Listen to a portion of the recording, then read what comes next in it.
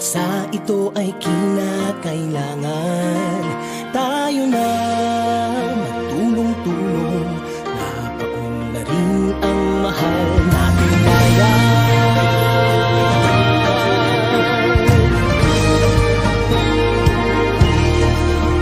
Panahon na magbabago at iayos ang mga dapat ayusin. Dapat lang maging tungkulin ng bawat mamamayan dito sa atin. Ng pagbabago patungo sa pag-asenso, magsikap ng mabuti at nang guminhawa tayo.